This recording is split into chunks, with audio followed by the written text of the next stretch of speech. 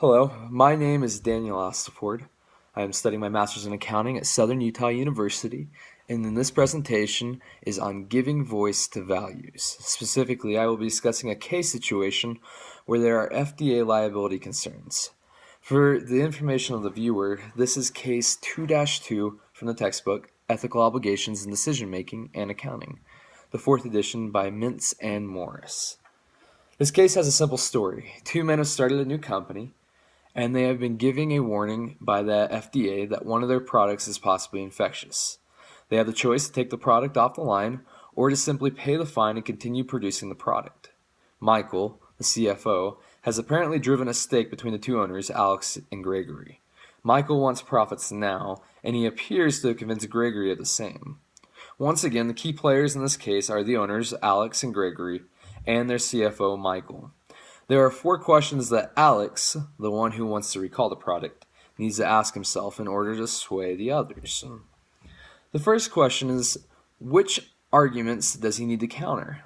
Michael and Gregory are arguing that a recall will lower their profit margin, and they are correct. It will. However, Alex is arguing that the profit loss will be worthwhile because they will be recognized as an ethical brand. The question is, what arguments does Alex need to be prepared to counter in order to influence the group to recall the product? The answer is that he needs to be prepared to argue against the idea that profits come first in business. The second question is, what is at stake for all the key parties? This is pretty common in business. One decision could make or break a company.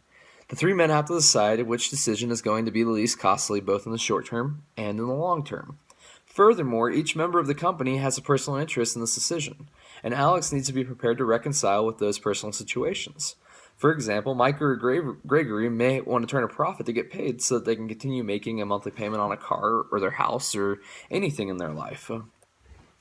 Third, Alex needs to ask, what leverage does he have in his argument that he can use against the others?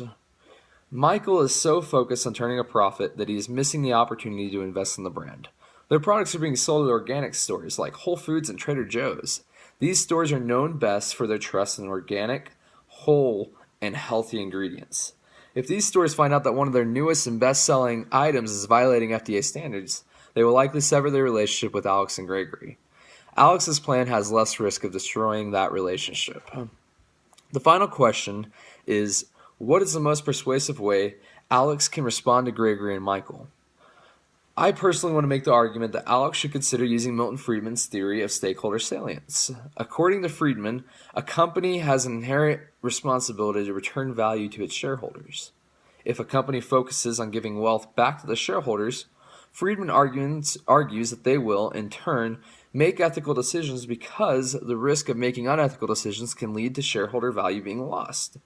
In this case, if Alex can convince Gregory and Michael that they will receive the most long-term wealth by building brand recognition now, he will effectively persuade them to recall the product. Recognition in a brand leads to long-term sales and thus leads to more opportunities, which ultimately leads to more value for the shareholder. In conclusion, Alex has to overcome several barriers before the other members of his company will see the situation as he sees it. First, Alex needs to argue against risking brand recognition in exchange for short-term profits.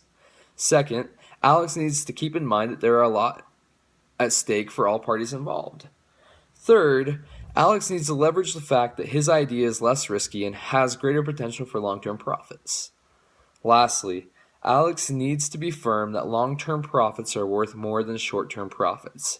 If he can argue those 4 points successfully, I believe that Gregory and Michael will change their minds and they will want to make ethical decisions to recall the product and comply with FDA standards. Thank you.